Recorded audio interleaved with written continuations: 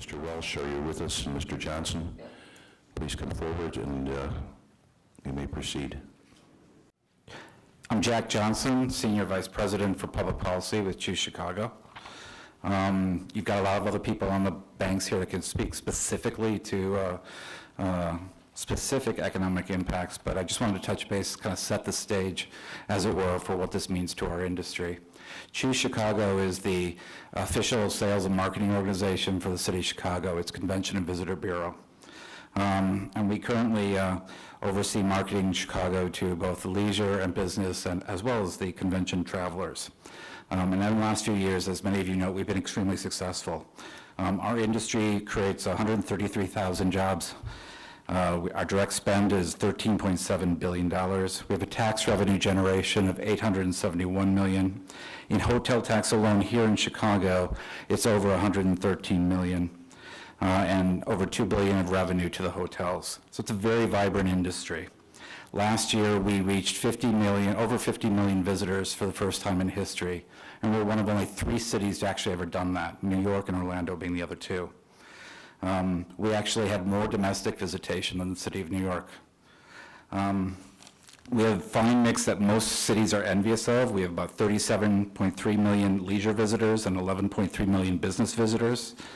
Last year, we hit over $10 million in hotel rooms that are occupied, first time ever in history.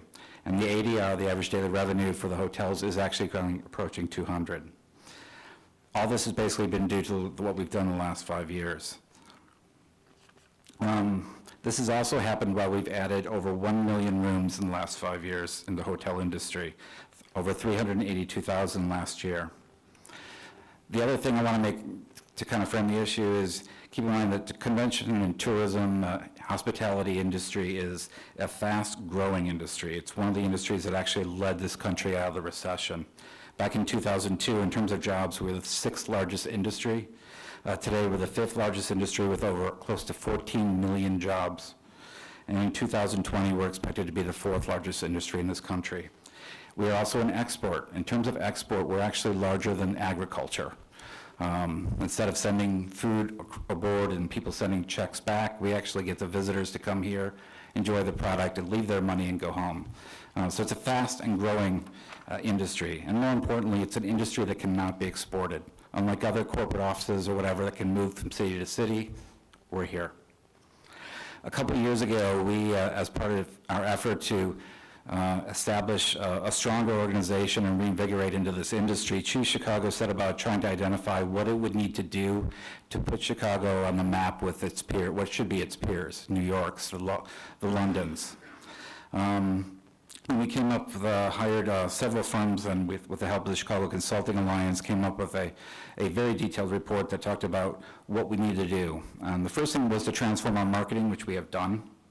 The other thing was to consolidate the tourism organizations into one, which we have done. The other thing is to refresh existing attractions, and you're seeing that happen in most of the museums, certainly among the hotels and restaurants. And then the fourth thing was to create targeted new attractions. And we're on target to meet the mayor's goal of 55 million visitors in 2020.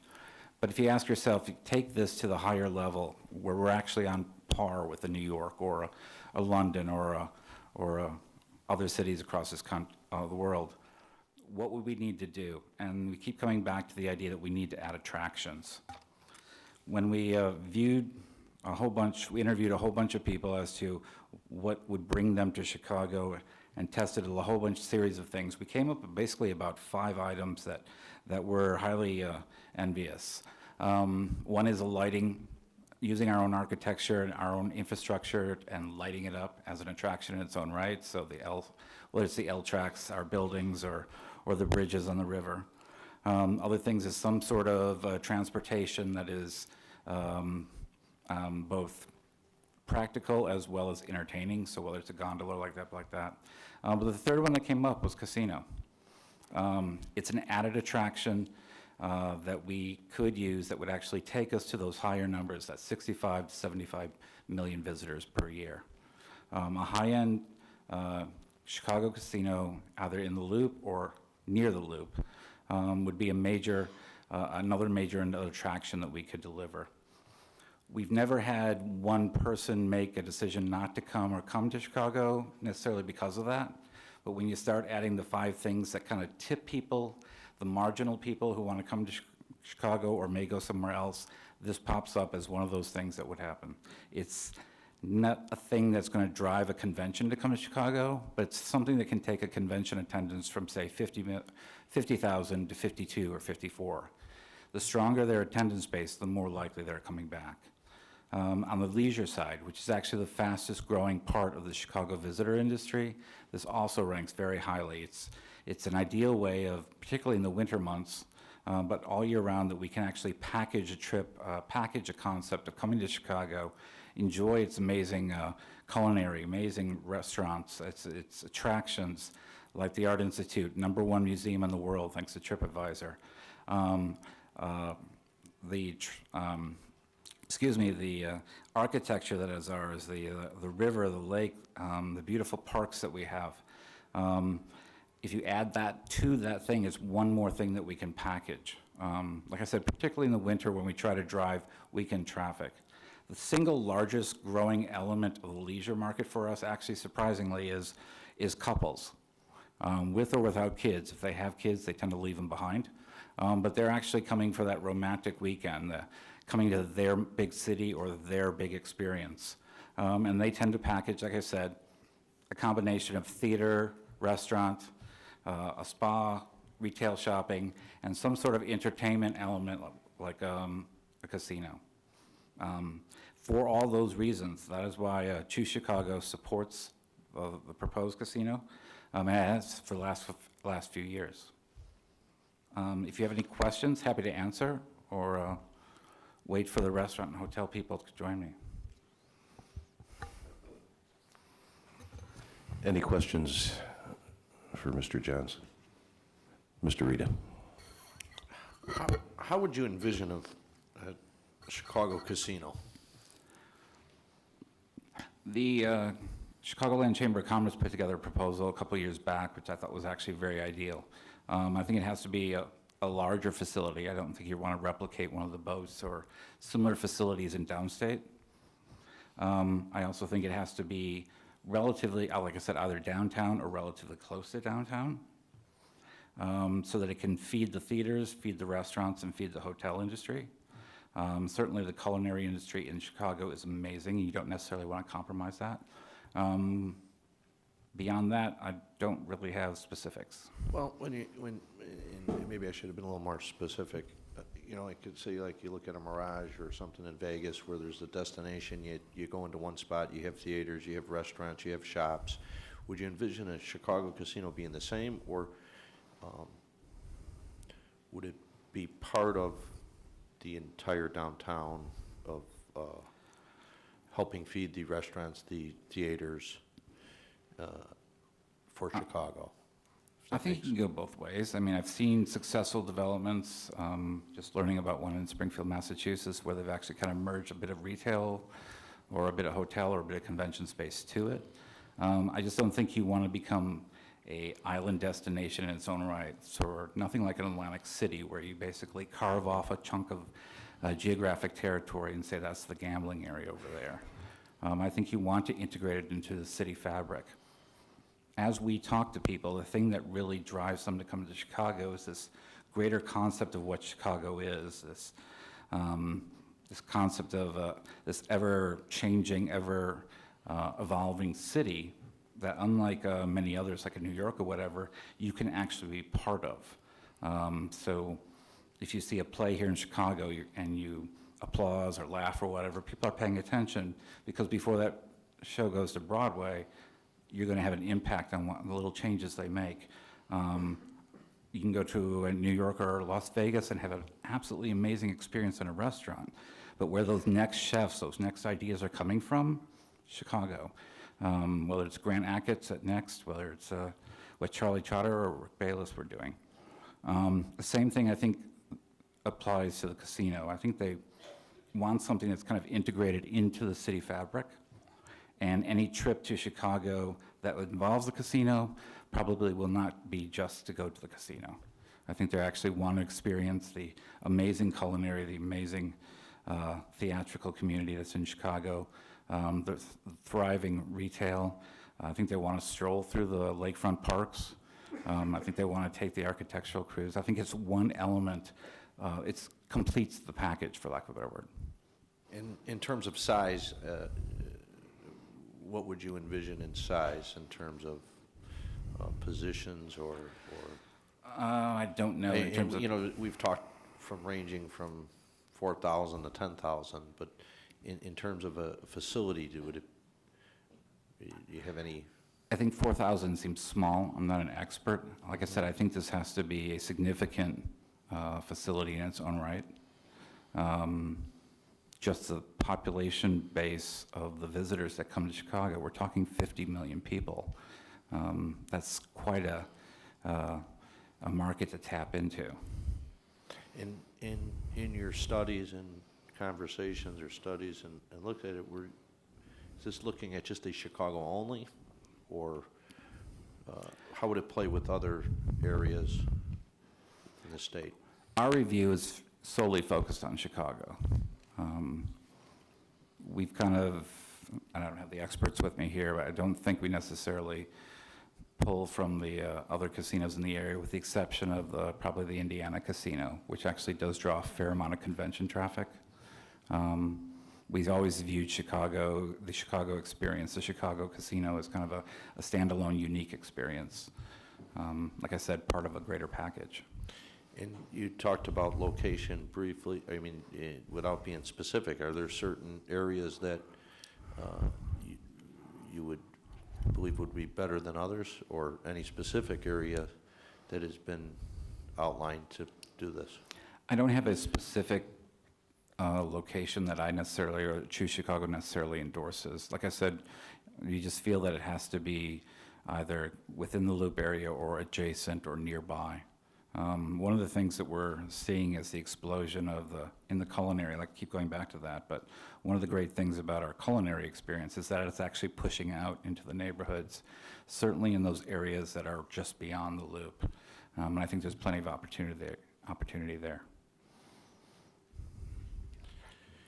And you have an estimate or study on how many jobs this would create? I don't. I know that a couple of years back, we looked at the Chicago One proposal or whatever, would produce about 2,500 jobs with about 950 million in annual revenues on site. Adding that and spillover effects, you were talking about 1.2 billion in revenues and 3,200 jobs. But that was a proposal a couple of years ago. All right, thank you. Any further questions for Mr. Johnson? Thank you, sir. Thank you, Chairman. Mr. Toya with the Illinois Restaurant Association.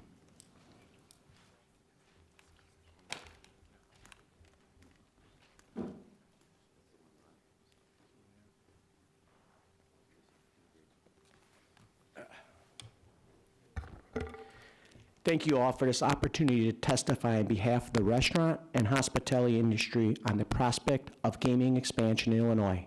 My name is Sam Toya, and I'm President and CEO of the Illinois Restaurant Association. Our association represents over 3,000 members in the restaurant food service industry, which is the largest private sector employer in the state of Illinois, employing over 529,000 people and generating over $23 billion in annual sales.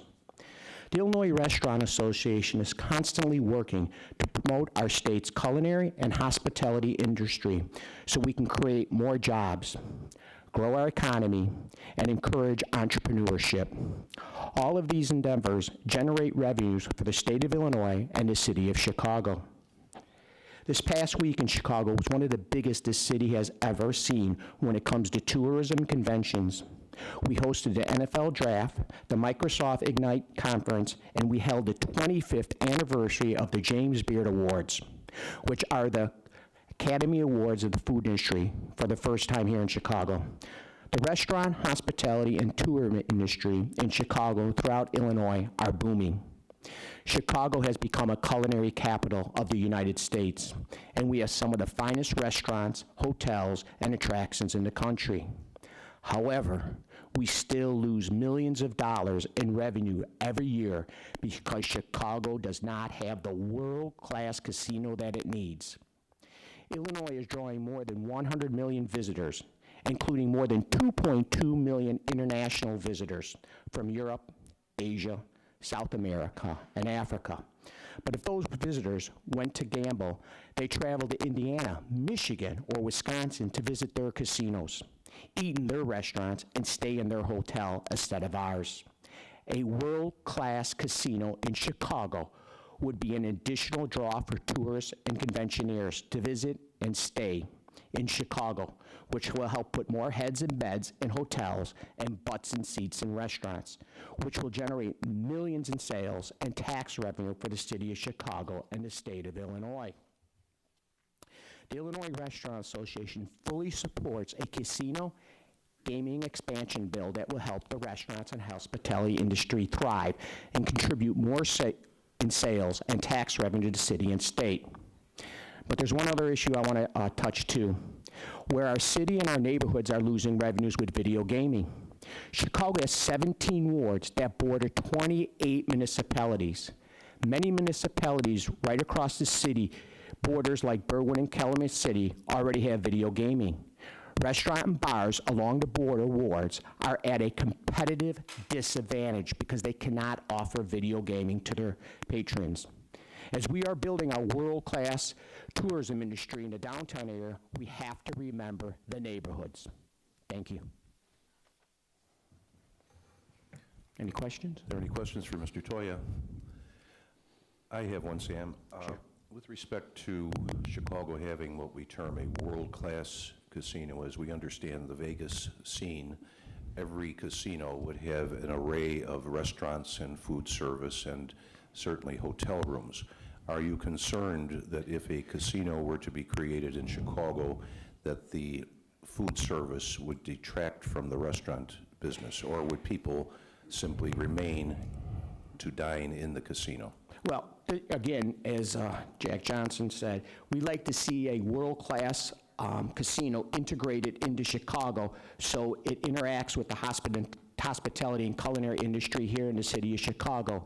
As we are known as a culinary capital, a gastronomic hub, we have some phenomenal restaurants, from Rick Bayless's to Paul Kahan's to Stephanie I's restaurants to our iconic restaurants like Gibson's and our new restaurants like RPM Steak. So we would hope that we could get a world-class casino and then people would visit the world-class casino and then go to our world-class restaurants. And also some of our world-class restaurants in the neighborhood like Parachute in the 33rd Ward. You know what I mean? We would like people to come to the Central Business District but also go out to the neighborhoods. Mexique at Chicago and Ashland. So we would like to work with the world-class hotel and also make sure they knew about our great restaurants throughout the neighborhoods here in the city of Chicago as well. So you have no immediate concern with respect to food service at Chicago Casino? Again, we would like to see it integrated with our culinary and hospitality industry, so we'd like to see a world-class casino, but not really with the restaurants and hotels. They're just a world-class casino, and then people, go out to the restaurants, because 40% of the people that travel now, they look at what restaurants are in that city, and the back half of the plane's all about tourism. So I think this world-class casino would just add another cog in our wheel for for tourism, convention, and culinary tourism. Thank you. Any other questions for Mr. Toya? Mr. Rita?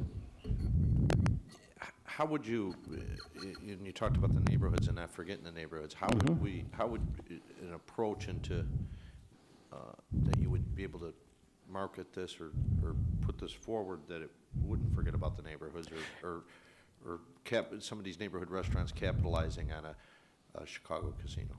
Well, again, as I said, we have over 3,000 vendors, so we have our celebrity chef members, we have our iconic restaurants, we have food trucks, and we have our neighborhood restaurants. So I am a person that also likes to talk about from the celebrity chefs to the iconic restaurants to the neighborhood restaurants to our food trucks. So when I'm talking about our neighborhood restaurants, I don't want to forget about them, because there's people, hopefully, if we do get this casino of over, I'm not sure, 2,500 jobs, those people live in the neighborhoods, and they would go to the restaurant bars in the neighborhood, because that's where they live. So we want to make sure we're taking care of our neighborhoods, because as I said, we do have 3,000 members throughout the state of Illinois. Thank you. Anything further? Thank you, Mr. Toya. Thank you. Appreciate your testimony. Thanks. Next, we'll hear from Mr. Mark Gordon with the Illinois Hotel and Motel Lodging Association.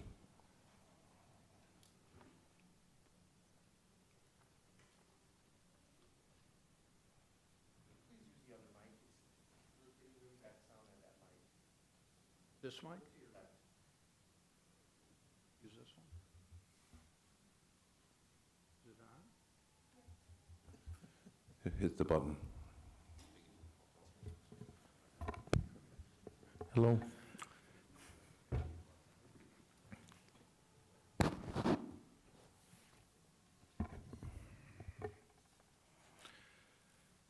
Mr. Chairman, thank you. Thank you, committee, for the opportunity.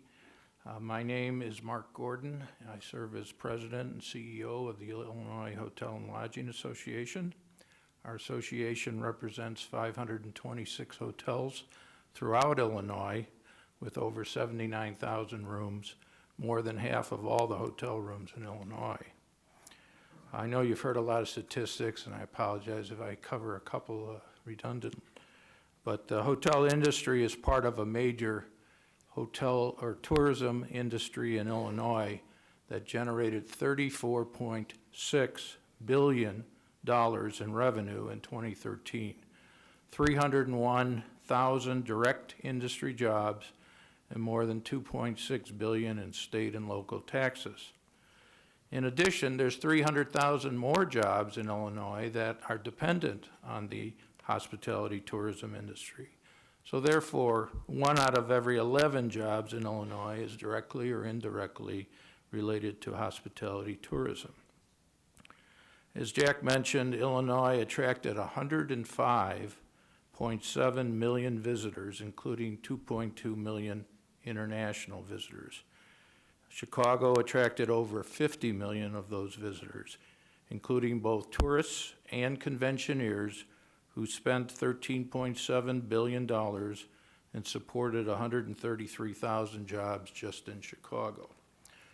Now, despite those positive numbers generated by tourism in Chicago and Illinois, millions of dollars in revenue and taxes are lost every year because neighboring states benefit from our tourists, conventioneers, and residents who frequent their casinos.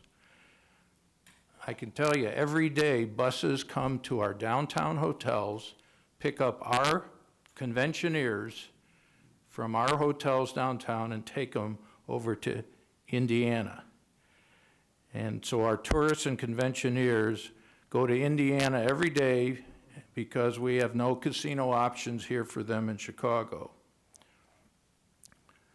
We need a Chicago casino so our guests will stay here to gamble, to eat in our restaurants, and to shop in our stores versus the stores that they have in Indiana, and give us the revenues, taxes, and jobs that currently Indiana enjoys from our residents, our conventioneers, and our tourists. As mentioned, the Chicago casino would give our convention bureau, Choose Chicago, one more reason for a large group to book its convention in Chicago instead of picking one of our main competitors, Las Vegas or Orlando.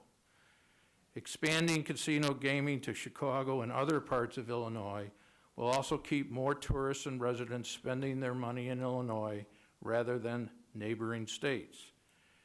Indiana gaming officials have reported that 68% of the patrons at its casinos near Chicago are Illinois residents.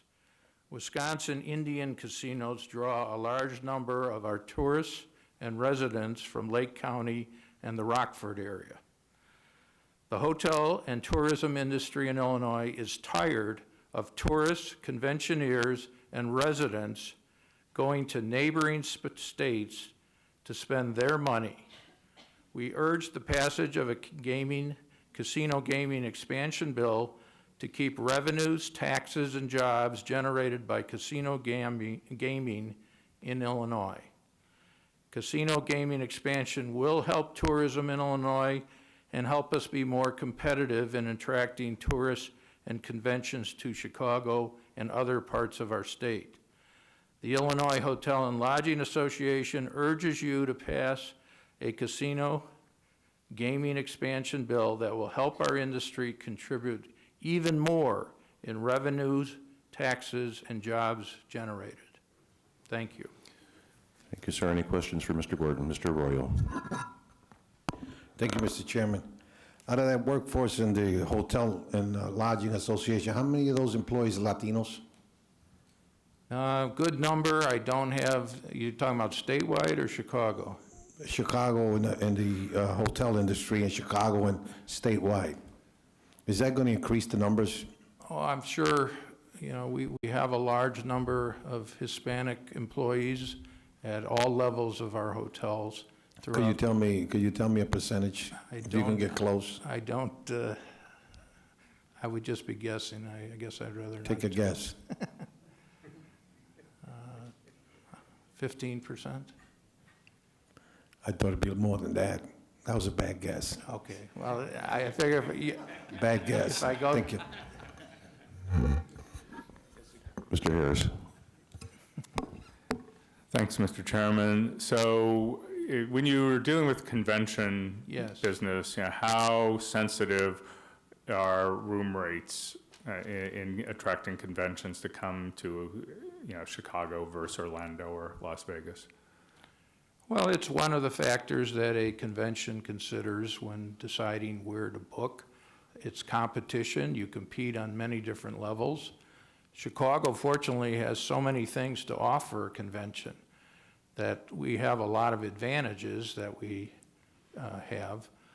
I think our rates are competitive, and again, I think that's one of the factors that we use when we compete, but I think ours are very competitive. Yeah, so I was just wondering, I think in, you know, some cities where there are casinos in the hotels, they're able to subsidize lower room rates from the operations of the casino, or is that not correct? Well, those days in Vegas are pretty much gone. So they're gone, so that's not as much of a factor. Yeah, I don't think there is any of that. If you go to Vegas, everything now has to produce a profit on its own. Food and beverage, hotel, or lodging, and then the casinos. In the old days, you're right, there was a subsidizing effect. But that isn't really, when we compete with Vegas, the rates are pretty much on par. So we would not be at any kind of competitive disadvantage there, you know. No, and Broadway. again, Chicago, we've talked about museums, we've talked about attraction, all the great things we have, Michigan Avenue, shopping, the culinary restaurants. You go to Orlando, you know, to go out to dinner is Olive Garden. You know, that's what Orlando's culinary, with all due respect. And So we could Vegas- offer free breadsticks here Yeah, in that's- Illinois and. And then we compete? compete very well, so. Okay, thank you. Mr. Rita. What, in your opinion, what would be the best location to help the existing hotels dealing with Chicago? Well, as mentioned, I think something in the Loop would be great. Something right where all the action is.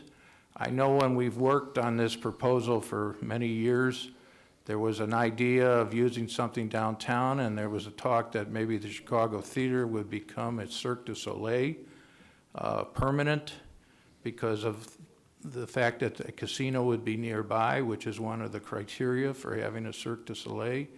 I don't know. I'm just saying, I would like it so that it's very close proximity to existing hotels and a lot of our world-class restaurants, so that it can, again, be a high-level casino that could help feed those hotels and restaurants and shopping and all the other advantages of being downtown Chicago. Would you think a casino would bring new hotels, expansion, or just support the existing hotels? I mean, maybe if there's one across the street or, something like that, but I think we have plenty of hotels. There's a whole bunch of new ones that are being built right now. There's a lot of new inventory because the industry has been doing well the last couple of years. So I don't know, there may be a couple more that would come in, but I don't think it would cause necessarily a great deal of new hotels added because of a casino. To me, the casino would help sell conventions, and tourists that would be here would help support the casino, but would also help keep business going. With all the new hotel rooms, there's 10% added. That in new inventory is going to put a strain on the occupancy and the level that we are at. So I don't see necessarily a lot more expansion, but definitely it'll be a boom to the existing hotels and restaurants. Thank you. Mr. Gordon, I'm sure you're familiar with the Vegas experience when individuals who frequent a particular casino are offered comps, Yes. maybe free rooms or free meals and so forth. Do you anticipate that there would be opportunities for our either hotel operators or restaurant owners to engage in a relationship with the Chicago casino to afford the same level of comps that individuals who go to Vegas receive? I guess that would be possible. They would work out some deals with the hotels and restaurants in the area as a way of thanking their high rollers, so to speak, and incentivizing maybe some of those, working out some hotel rooms to put up some of their hotel suites that could put up some of the real high rolls. But again, I really see it more as a servicing of people who come to Chicago for tourists and for conventions. They're coming here anyways, and then they use the casino. I don't see the casino being like Las Vegas and being, what you're describing. I think it'll be mainly because the tourism and the conventions will utilize the casino because it's so convenient, and it's just a nice thing. If you're here for 3 nights for a convention, it can get, after 2 or 3 nights, it gets a little redundant, a little boring. So if you have a casino, you take advantage. And I think it's more like that versus them flying in anyone and doing people who would just come to visit the casino only. That would, to me, is not what I envision. If Chicago were to propose creating 2,000 additional rooms associated with this new casino, what would your position be? We're not against more rooms. Okay. We believe in the free market, and if there's a demand, fine. Great. Then, Thanks, Mr. Royal. Thank you, Mr. Chairman. I apologize for my Wait, don't apologize, don't apologize. I'm gonna go back to that 15% before you apologize. You mentioned also Florida. I've been in the General Assembly here, and I'm thinking of retiring, right? Okay. That's why I was thinking of going to Florida. Okay, Now you're telling me the only thing there to eat is Olive Garden. so I'm on your good side. I don't eat too much in Olive Garden, Chairman. But I'm glad we're not voting for anything right now today. Probably wouldn't have got my vote. Thank you. Any further questions for Mr. Gordon? Thank you, sir. Appreciate your testimony. Mr. Chairman. Next, we're going to hear from Mr. Mike Reaver with the Chicagoland Chamber of Commerce.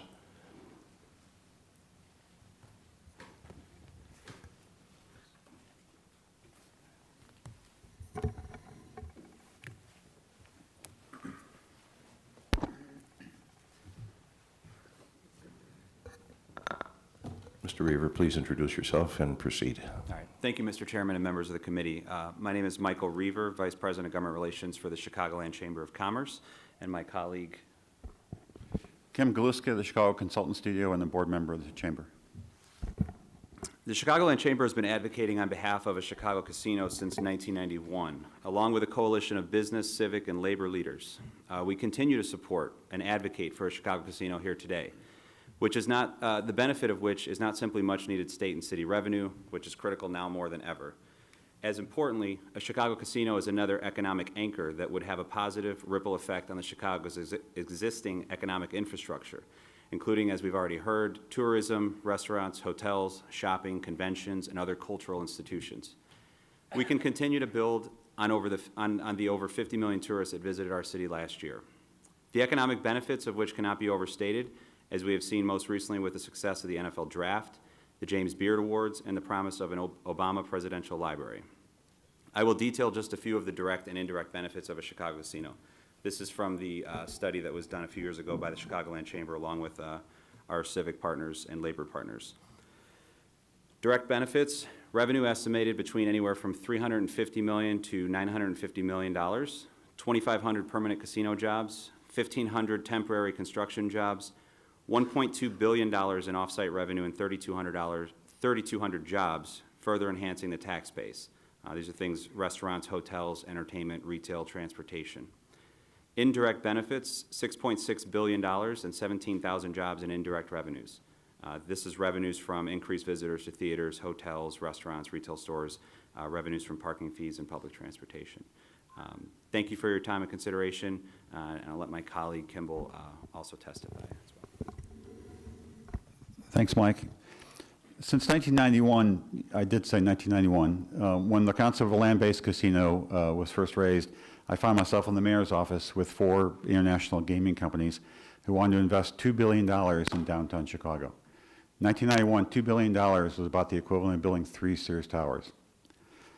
Since that time, I've consistently advocated for the casino as a significant competitive economic development tool for the city, the county, and the state.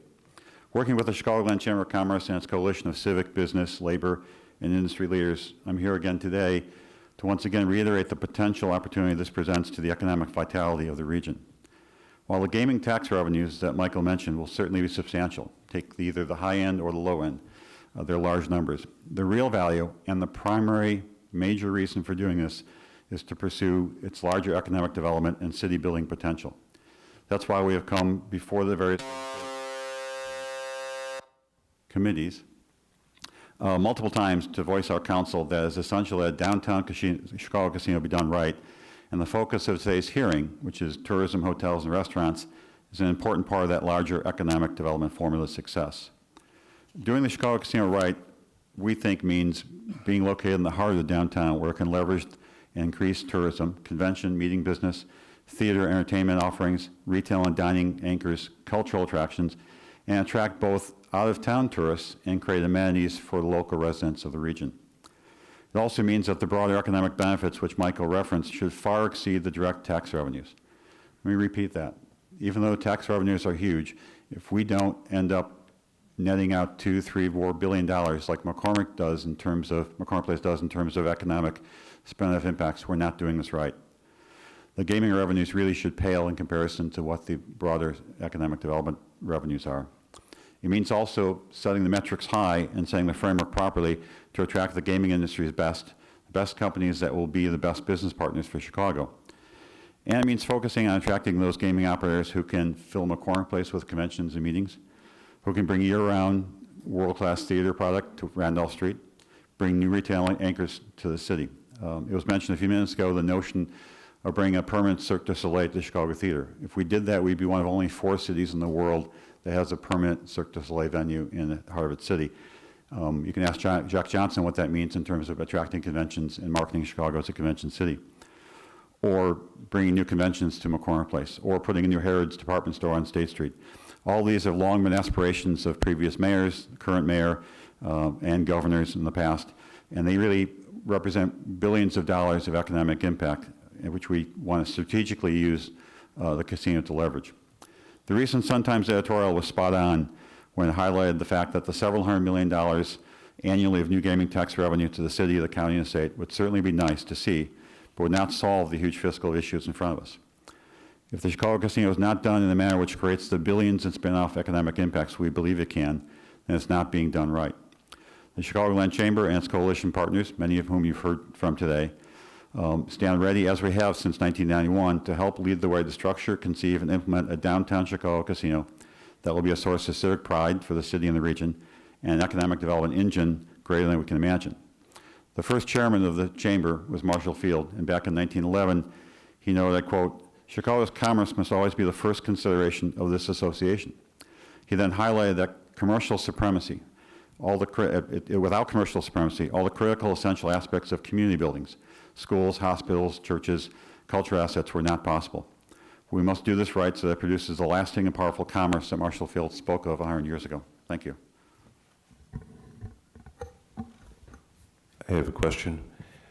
When you suggest that you have advocated for a casino in Chicago since 1991, 24 years, what is it in your experience that you believe has inhibited the opportunity for Chicago to have a casino? An agreement between the city and the state. Are there further questions? Mr. Rita. Piggyback off what the chairman has said, how about ownership? City versus state or private? Do you have an opinion on? We have long advocated for public or civic ownership. What that does, frankly, it eliminates federal taxes, so it brings more money to the city and state. So rather than giving a private owner a very large profit from owning the casino and then that owner essentially paying federal tax on it, if the city, the state, or a civic entity, a nonprofit entity owns it, that's essentially how the Canadian casinos are done. The province actually owns it, and the operation is done by a private entity. So we've always advocated that public ownership or civic ownership maximizes the revenues to the public side. How about size and location? I'm agreeing with Jack. Chicago, you probably will never be able to build enough positions to satisfy the market. The gaming companies see Chicago, frankly, much like Disney sees Chicago. It's a franchise they want. The same reason Disney sees Chicago as important to its properties on the West Coast, and in Florida, gaming companies see Chicago in this region and the heart of the city as an important market for its other facilities. So clearly, I would agree with Jack, 4,000, 5,000 positions is probably the low end, and I wouldn't constrain it on the upside, just because I think it's a very different market. Location, we've always advocated right in the heart of the city, right downtown. The question was asked earlier about restaurants and the Las Vegas model. The difference here is Chicago is a real city. So we have restaurants, we have hotels, we have lodging and entertainment. And if the casino isn't located right in the heart of the city, to actually leverage those, so that you walk out of the casino and go into a show at the Cadillac Theater, or you walk over to Macy's, or you park in the Millennium Park Garage, or you take the CTA, I think you're probably missing an opportunity, and you're probably decreasing the revenues you'll get from the city. So right in the heart of the city, right in the heart of downtown. Thank you. Any further questions? Thank you, gentlemen. Thank you, Mr. Chairman. Next, we'll hear from Mr. Jorge Ramirez, President, Chicago Federation of Labor.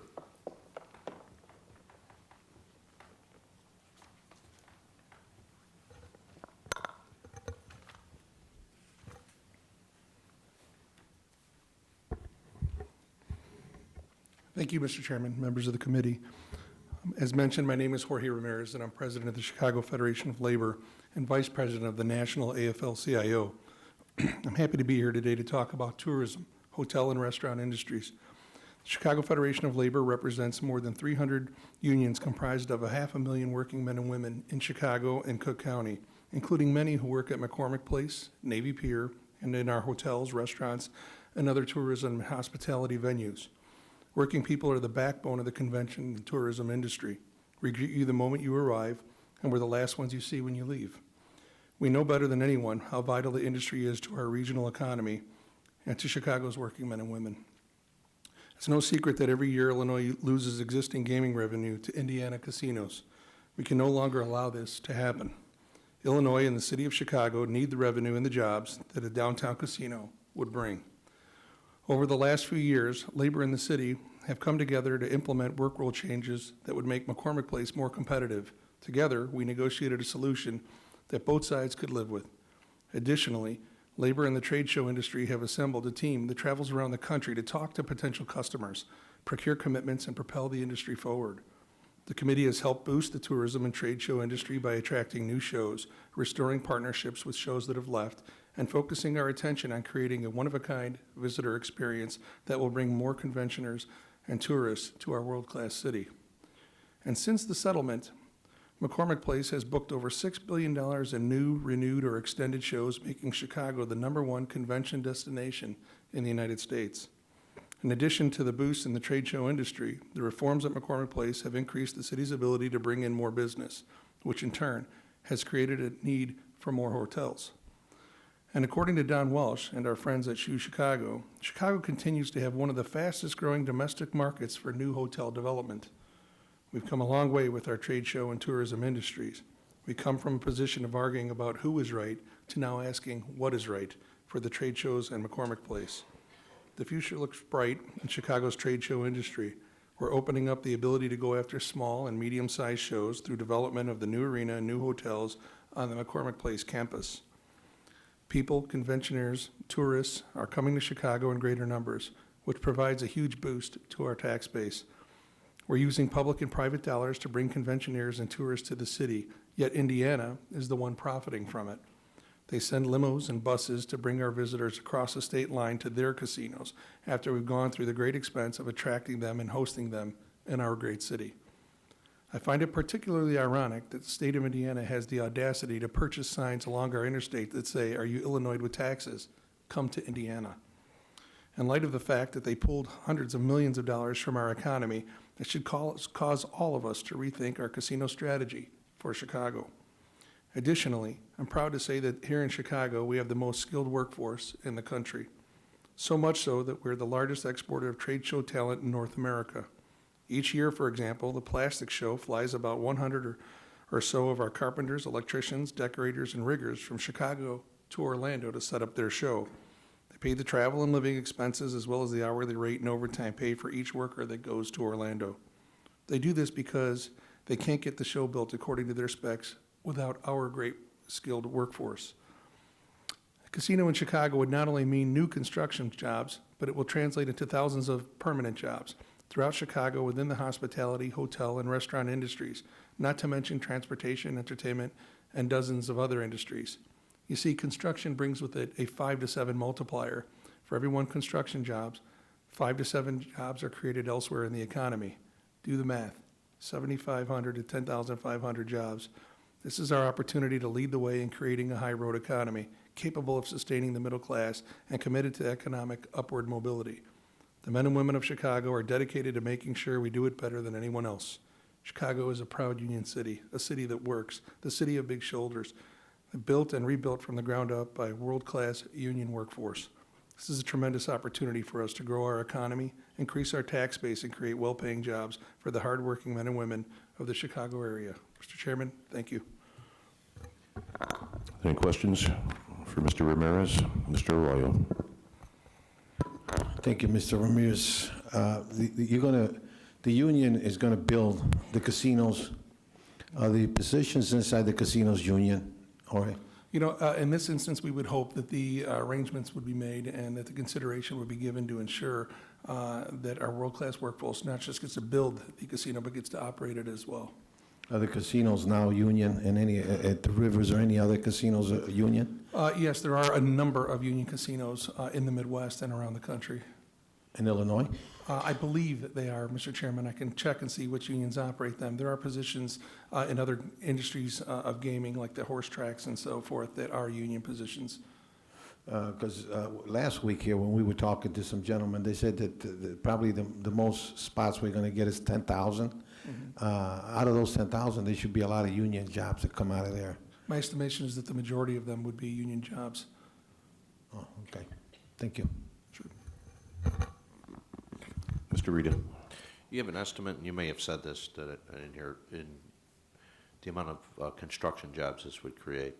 Yeah, it's estimated anywhere from 1,200, some folks have said as many as 800 construction jobs. It's the multiplier effect that we're interested in as well. The construction and heavy manufacturing are the only industries that give you such a rich multiplier, 5 to 7 in this case. Thank you. Any further questions for Mr. Ramirez? Thank you, sir. Appreciate your testimony. Thank you. We're going to hear from Gail Radke, who is an executive board member of the Illinois Thoroughbred Breeders Association.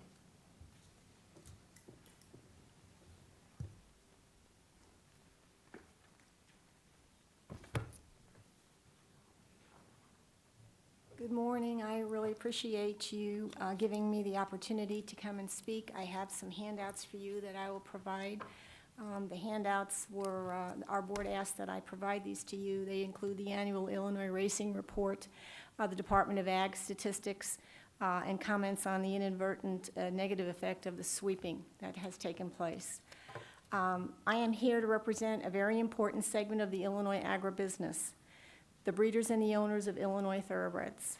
I am not a lobbyist, and I'm here to talk about an aspect that you may not be aware of. My husband and I own and operate a breeding farm in Kansas, but our horses spend a huge amount of time in Illinois, and therefore we, along with several other hundred out-of-state breeders, contribute significantly to the economy through the codependent industries and vendors we personally support.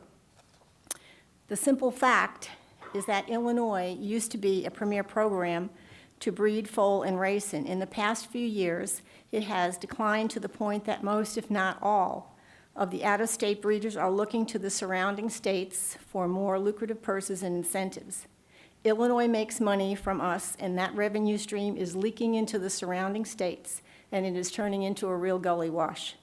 The fact is, we can move our horses to other states, and we are being courted. The foaling farms' breeding operations cannot. They can't move their families. The mom-and-pop feed stores, farriers, veterinarians, and who all support the local rural economies are having a tough time because the foal population is decreasing so much. Let me briefly explain to you how this works, and I will be brief. We have to have our broodmares in Illinois by December 1st to qualify for any incentive program. In most cases, those mares are there for 6 months or more before they foal, generating an income for the rural foaling farms to spend in their communities. How much revenue, you ask, can a few hundred out-of-state people supply to Illinois? $30,000 per horse. That's how much it costs to raise a baby from conception to the first time it runs out of the gate, as a 2-year-old to start earning money. That does not include the stallion fee. We average 9 foals per year. Because we have 14 broodmares, that's what the average is. This equals $270,000 for those 9 foals before they ever bring a return as babies. We are just one breeder. We have been coming to Illinois for over 35 years. If you do the math, that is almost $10 million, gentlemen, that we provide to the state of Illinois, infusing revenue into the economy. And this is just the beginning of the journey. The only part of the story, once they are at the track, then the training bills start. Presumably, presently we have 12 2-year-olds and 5 older horses. That's 17 horses at the track, $60 per horse per day. The average cost is $1,800 per month. Times 17, you are looking at about $21,000 a month. That calculates over 35 years at $14 million that my husband and I have infused into the economy. The average horse takes 4 people to care for it at the track, a trainer, groom, hot walker, exercise rider. This translates into payroll taxes. Horses need straw to sleep on, grain and hay to eat, supplements, veterinary care, hauling to and from different tracks, equipment, shoers, lead pony service, to name a few. All of these codependent industries are supported by the owner, who now, it seems, can't continue to show any profit because the purses have diminished and the future is not looking any better. We need a level playing field to continue in Illinois, or there will be no more racing, which brings me to why I'm here. Racing provides entertainment to 5 million people every year. 5 million spectators come to the racetracks. In addition, the International Festival of Racing brings folks in from all over the world to Illinois, to Arlington. It is a beautiful facility, and where are the people going to go if there's no more racing? There will be no more 5 million people to support, no more spectators to bet and bring in revenue. There are in-state breeders in almost every legislative area in the state, north, south, east, and west. The breeders are the nucleus of our business. Their commitment spills over to the rural economy in the communities. This is where the economy starts. The last Illinois foal crop had 400 foals, generating $12 million. That goes back to what I had initially talked about, $30,000 per horse. In 2005, there were 1,026 foals, representing almost $31 million. That's a significant difference. If we do not receive relief, not only will rural agribusiness suffer, but there will be no more racing in Illinois, and the state will suffer a huge loss of several $1 billion of a revenue stream from breeding and racing that did not cost the state any out-of-pocket funds or raise taxes. The 5 million spectators will go elsewhere. The intent of the 1975 Illinois Horse Racing Act is to benefit the people of Illinois with economic development. This intent stresses supporting and enhancing Illinois horse breeding and racing, a significant component of the agribusiness. Illinois agribusiness needs help to survive. We had been promised financial help through statutes that have now ended being swept. Please support the gaming bill. Are there questions for Ms. Rietke? Thank you so much for your testimony today. Thank you so much. Next, we'll hear from Mike Galatka with the Illinois Gaming Machine Operators Association. Mr. Galatka? In the interim, let's hear from Michael Pollack, Managing Director of Spectrum Gaming Group. Oh, he's here? Okay. Mr. Galatka.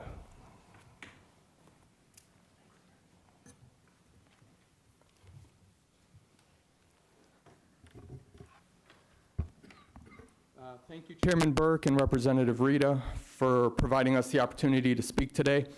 My name is Michael Galetka, and I'm the president of the Illinois Gaming Machine Operators Association. We represent participants of Illinois' video gaming industry. At the table today with me, on my right, is Mary Goins. She's the president of the Will and Grundy County chapter of the Illinois Licensed Beverage Association, and also a bar owner. On my left is Michael Green, Vice President of Union Gaming Analytics, which studies and consults about the global gaming industry. And they've done similar projects as what they were asked to do for us for international gaming companies like Caesars and entire state industries like South Dakota. Video gaming's benefits are often boiled down to several numbers that sum up the tax revenue that it creates. As a participant of the industry, I've seen that video gaming's benefits reach throughout the state on many levels, especially with small Illinois-based businesses and its employees as the main beneficiaries. To that end, we asked Union Gaming to do an economic impact study of what our industry has provided to the state. Local casinos are easy to tell because they're focused on a certain place, but we felt like we needed professionals to really give a better understanding beyond the tax numbers or the actual revenue. So to that extent, I was hoping that Mr. Green could speak. Thank you, Mike. My name is Michael Green, Vice President of Union Gaming Analytics, which is a subsidiary of Union Gaming Group, which is a portfolio of companies focused exclusively on the global gaming industry located in Las Vegas. Union Gaming was engaged by the IGMOA to perform an independent and comprehensive economic impact study of the statewide benefits, both direct and indirect, that have resulted from the passage of Video Gaming Act in 2009. In order to assess the current state of video gaming across Illinois, Union Gaming reviewed historical trends of video gaming since the first machine was implemented in September of 2012. Our process included a visit to the state to meet with members of IGMOA, industry participants, such as distributors, manufacturers, suppliers, terminal operators, technicians, and establishment owners. During our trip, we visited many VGT establishments, as well as the riverboat casinos in the state. We analyzed the VGT revenue, gaming taxes, and non-gaming taxes paid to the state, the number of jobs created, the number of new establishments created, and the amount of money invested in gaming equipment, as well as in the VGT establishments. We analyzed historical gaming revenue and gaming tax trends for the Illinois riverboat casinos. We also analyzed recent trends for the regional gaming markets. Finally, we researched the historical tax rates paid by the Illinois casinos as well as the VGT establishments. Based on our comprehensive and thorough analysis of the video gaming market since the passage of the Video Gaming Act, we determined that since the first VGT was implemented in September of 2012, the VGT machines have generated a cumulative through March 31, 2015, $1.2 billion in net terminal revenue and $355 million in gaming taxes, with the state receiving $296 million and local municipalities receiving $60 million. 32,233 jobs, both direct and indirect, have been created because of VGT machines. 701 new establishments have opened, and approximately $616 million has been invested in these communities, both for establishments, equipment, and software.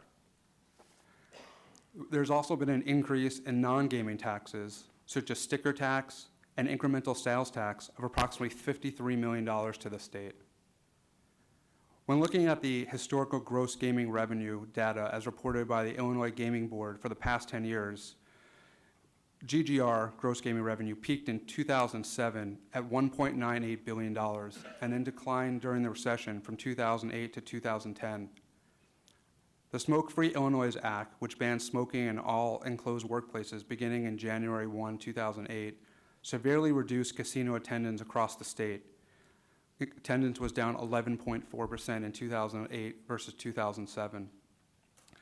This led to a decline in revenues in 2008 of 20.9%. GGR increased for the first time in 2011 for 2 years, mainly as a result of the Rivers Casino opening in July of 2011, before declining again in 2013 and 2014. However, when you include the VGT revenue in the analysis, both 2013 and 2014 experienced significant revenue increases. We also analyzed the total gaming taxes paid to the state, paid by the gaming as reported by the Illinois Gaming Board for the past 5 years for both riverboat casinos and VGT machines. While tax casino dollars declined $36.6 million in 2013, or 6%, and $36 million, or 6.7% in 2014, VGT tax dollars of $90.2 million in 2013 and $198 million in 2014 more than offset these declines and led to increases of total statewide revenue increases of 8.5% in 13 and 11.4% in 14. As part of our study, we were also asked to forecast the economic impacts to the state for 2 different scenarios. Non-Chicago opt-out municipalities decide to opt in, and if Chicago opts into video gaming. There's 1,299 municipalities in the state of Illinois, and at the end of 2014, 899 of them offered video gaming.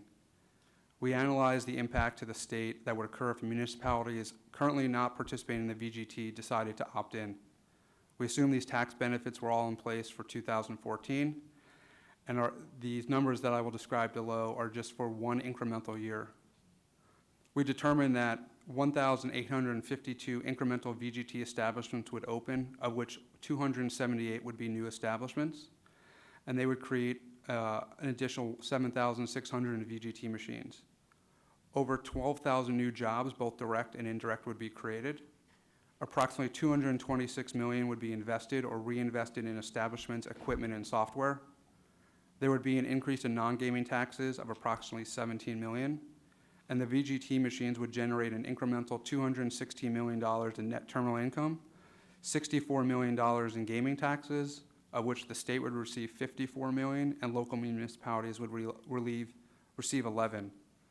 As I mentioned, we also analyzed the impact to the state if the city of Chicago offered video gaming. The numbers described below do not include any of the non-Chicago municipalities.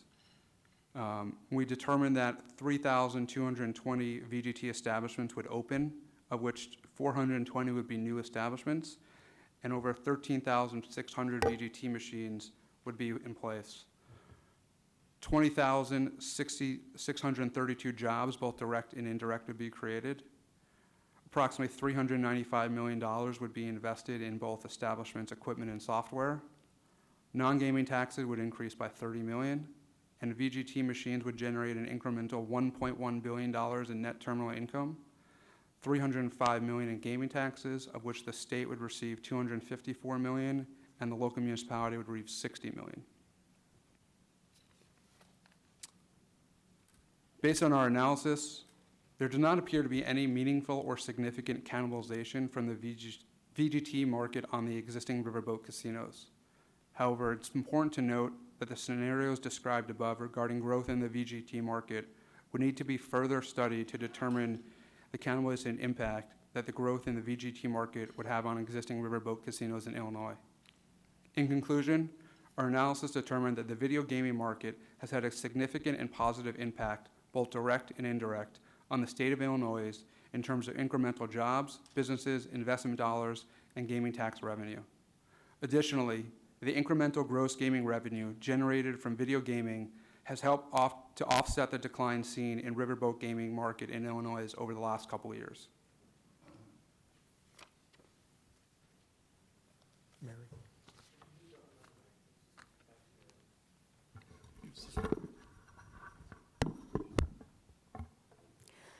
Thank you. I appreciate being here today. The revenue from video gaming has helped keep local establishments in business at a time when we were losing jobs and struggling to hold on to every job possible in Illinois. And it helped make it financially feasible for small business people to open new businesses and employ more people. Personally, I've hired 4 additional people. I had people that were part-time and full-time. I now have 10 full-time people, 5 part-time people. But I also wanted to mention something that has not happened. When video gaming was first debated, we were confronted with predictions of terrible social consequences. That's all I heard every time I went to a hearing. Problem gamblers were going to overwhelm our social services providers. Children would be pushed into poverty. There would be fights in the establishments and crime sprees in the neighborhood where video gaming was located. None of that has occurred. In fact, I can tell you that establishment owners have found video gamblers are among our best behaved customers. They come in for a short while, either in the afternoon or the evening. They're quiet, they know the video games, they know what the payoffs are, and they're very good customers. So that's just one of the things that has always come up. I just wanted to give you a heads up on that before we go any further. Thanks. And just for the record, could you introduce yourself again? Oh, I'm sorry. Mary Goins, Illinois Licensed Beverage Association. I cover the Will and Grundy area. Thank you. Are there questions for these witnesses? Seeing none? Thank you. Oh, no. Mr. Rita. Do you have a copy of that study? Could you provide us with that? Yeah, we can get you the study, and I actually just forgot to give you kind of a summary. It would have probably been helpful during the time, but yeah, we can get you guys the copy of the study. And then,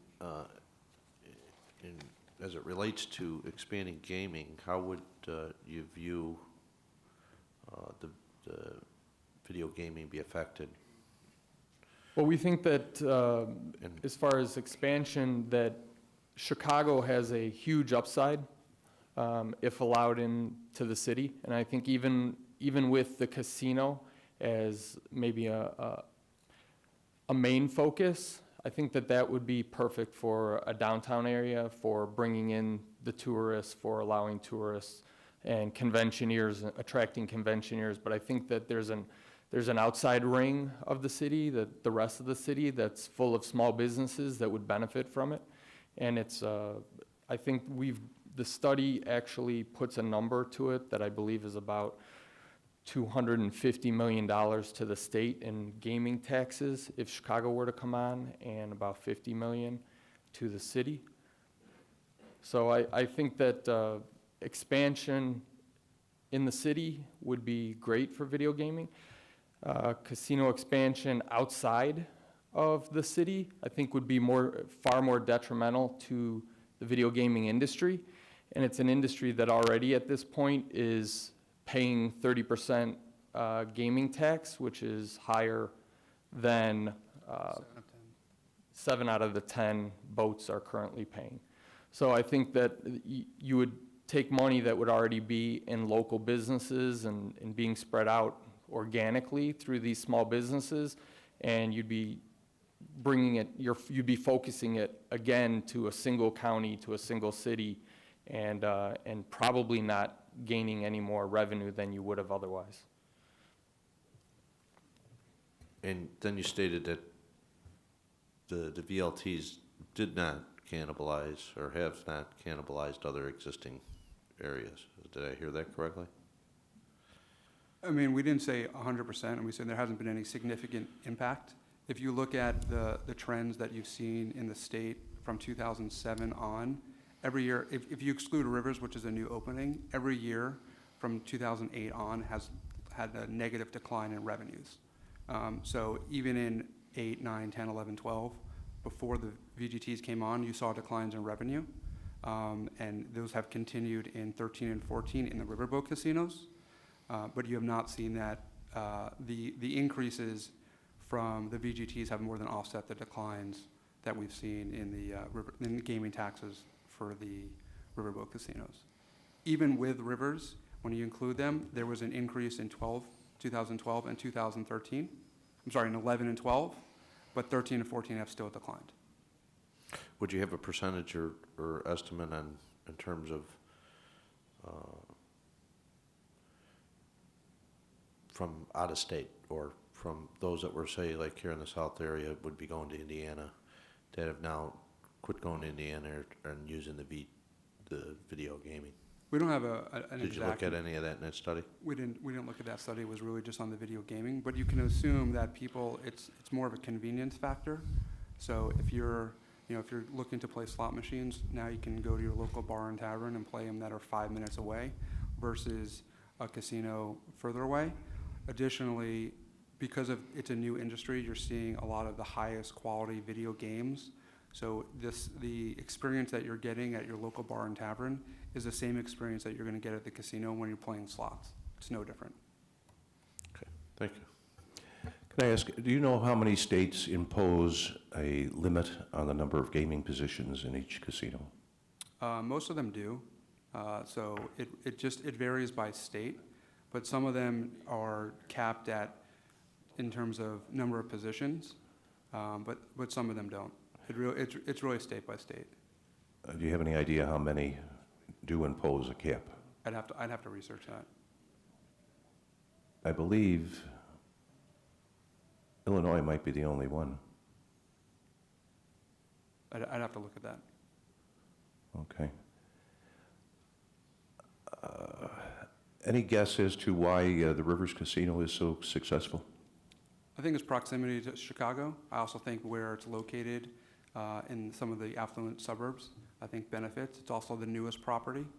So I think, to tell you the truth, I was in my hotel across the street this morning, and a gentleman was asking how to get to the Rivers Casino, right? So the person there didn't know, so he was going to take a taxi this morning to go up to Rivers.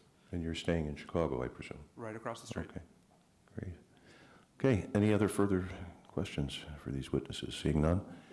I might add a little bit more to the answer of Representative Rita. I think that video gaming has done a really good job of bringing back the Illinois player that's going over the state line. I think that part of the flaw with some of the state's numbers and kind of saying that everything is the demand is, the supply is at optimal, is that they include Indiana. And I think as legislators for the state of Illinois, you don't care if Indiana's revenue is down. You know, it's a better thing for you that video gaming has been able to take those local areas on the border and have the players play, you know, at home, at their local businesses. And I think that that's something that the state has benefited from, not only in its kind of competition with Indiana, but also in the St. Louis area. You know, although there are St. Louis-based Illinois boats, there's far more in the city. And I think video gaming has kept a lot of players who otherwise would go to newer St. Missouri boats and casinos at home.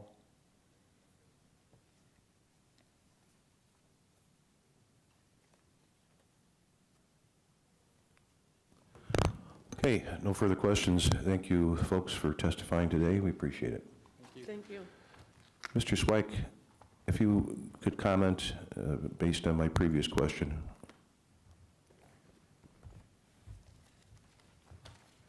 I know you didn't anticipate testifying today, but as long as you're here, we'll tap into your expertise.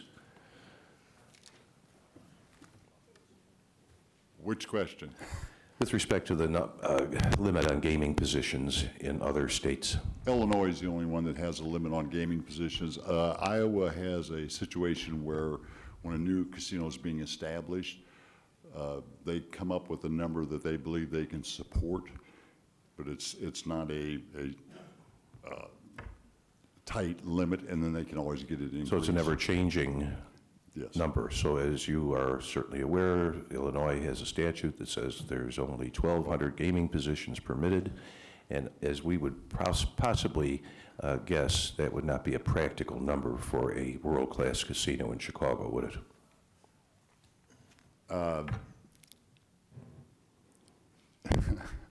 We're opposed to a casino in Chicago, obviously. So I kind of figured you were. That's a difficult question. Whether or not the cities can support it, the city may be able to support it. The problem is that there's so much other things going on, and with the various bills, we're not sure that the state will make money off of it. There's a whole lot of intricacies in the bill that I'll be more than happy to go into detail on, but that's our status. That's okay. Mr. Arroyo has a question for you. You can go into detail with me if you want. But no, I got a question for you. Why are you against the Chicago casino? Well, we believe that the market is saturated. We believe that from what we've seen from the video gaming, and I have to disagree with the previous speaker. For example, our admissions have gone down 2.7 million in the last 2 years. Those people are going someplace else. That's about a 19% decrease in our admissions. So we've seen money being shifted around. Yes, the overall revenues with video gaming and casino gaming have gone up some in the last couple of years, but our revenues have gone down significantly. Do you know if we charge those other casinos when they come to Illinois and take our taxpayer dollars and take our people to pick them up in buses and all these malls and stuff like that? Do you know if Illinois or Chicago is charging these people any fees, any taxes for picking up our people and taking them to Indiana or taking them to Wisconsin? Is there a charge for that, or these just people just coming and taking people and not paying anything? As far as I know, there's no charge for that through the state or through the local community. Well, that's something we should look at. Maybe that's some legislation we should look at, because people come to our state and not just take our people and take our money somewhere else. That's why we're in this problem we're in now, trying to get our own casinos. You know, and for you to be against the casino that we need, just like everybody else probably behind you has a casino, is that why you're supporting, who do you support a casino? You're in the racing industry, right? No, casino industry. So you support your casino? We're not opposed to expansion in areas that there is no saturation. We believe that this market, there's 5 casinos up here already. Mm-hmm. We believe that Rivers Casino is close enough to the city, to the downtown area that it can should be used and marketed for conventioners and those kind of things. It's a shorter period of time to get from downtown to the rivers than it is in a lot of the other communities that you've talked about nationally. So how many of your casinos are picking up our people here in Chicago to take them to their casino, to your casino? I don't know if there's,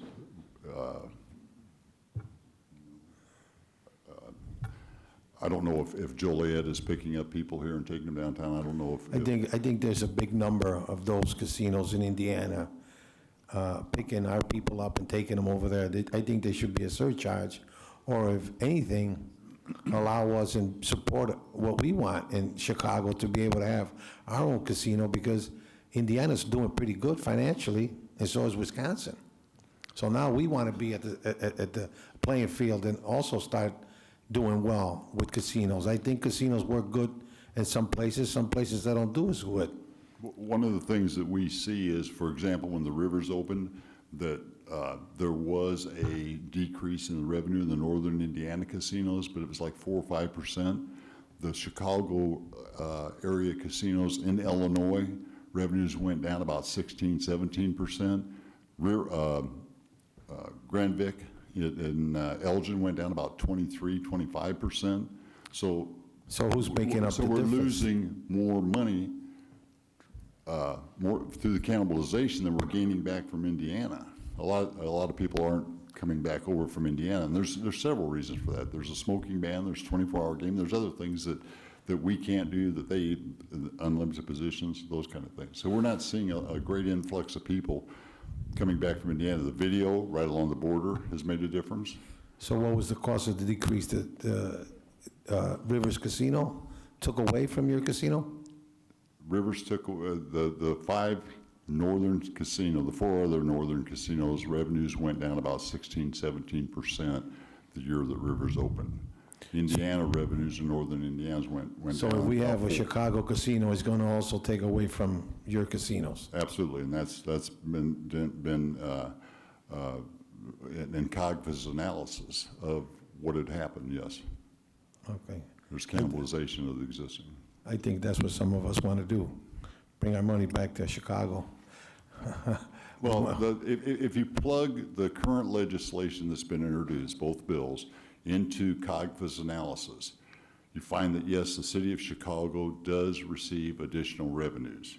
And there's a range depending on which bill you're looking at and what the management fees may be.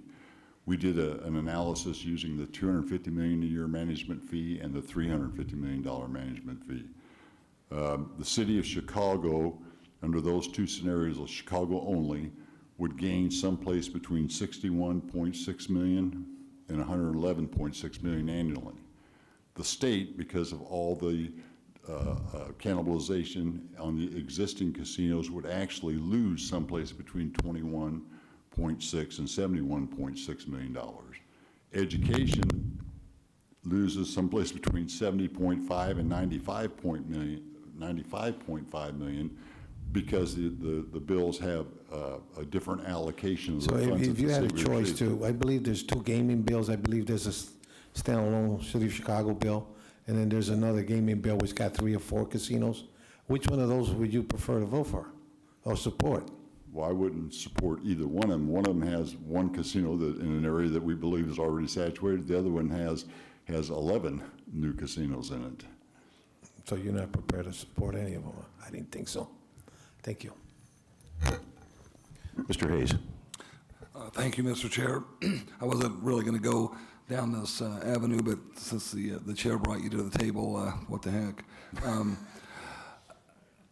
I've listened closely to your testimony since I've been in the General Assembly, and in fact, I believe at one point at a hearing in Springfield, and you alluded to it a little bit, and I don't want to put words in your mouth, but you indicated that you would not be categorically against all expansion. And I believe at one point I was providing testimony in the mayor of Danville, and you went so far as to lean over and say, you don't concern us. You're in an area that's not saturated. You're on the border. you're frankly in an underserved and unserved area. Same kind of dynamics on the Indiana-State border, et cetera. Would that still be your position? It's places such as Danville that frankly should have been in 1991 would continue to not really be a concern. That's correct. And Thank you. That's all I need.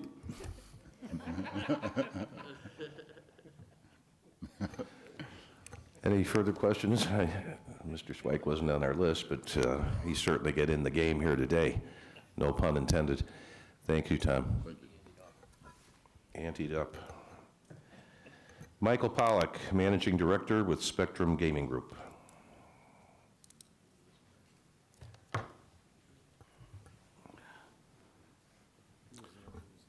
Thank you, Mr. Chairman, members of the committee. My name is Michael Pollack, Managing Director of Spectrum Gaming Group, and I'm here today on behalf of the Coalition for Responsible Gaming Expansion. And I want to begin with a rhetorical question.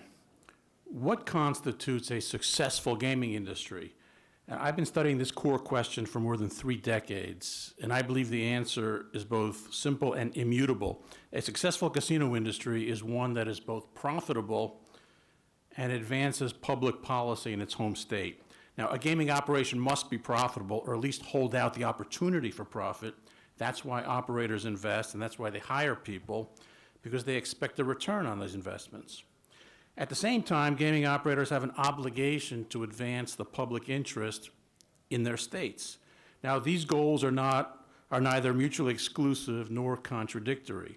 Indeed, success is defined when the interests of operators and the interests of states are perfectly parallel. That's why non-gaming attractions are so essential to the future of gaming. The casino industry everywhere is evolving, largely because there are so many casinos today. In an earlier era, when legal gambling was a relatively rare phenomenon, a gaming operation could focus on the casino floor as its main or even its sole cash register. And that business model offered investors an attractive return and generated significant tax revenue for the host government, but that model is becoming less and less viable. The catalysts behind this are gaming saturation and the changing nature of the consumer. Casinos can no longer depend solely on gaming-centric adults to fuel their bottom lines. Such adults for whom gaming is a primary social activity constitute no more than 25% of the adult population. And that percentage can be expected to decline as millennials emerge to take the place of baby boomers and older generations. Now, one key non-gaming area that's often examined is whether casinos can benefit from the convention business and vice versa. Now, if you look at the subset of tourism known as MICE, it's meetings, incentives, conferences, and exhibitions. That's an industry that nearly every large and small metro area in the U.S. hopes to participate in. When you look at it, you get an interesting picture. Last year, there was a survey of meeting planners, and that showed that of the top 10 most desirable destinations for events, only 2, Las Vegas and New Orleans, have casinos within their urban centers. Chicago ranked number 1 on that list, followed by Orlando at number 2. And the list includes cities such as Nashville, Washington, D.C., Atlanta, and Dallas that have no gaming, not even close to gaming.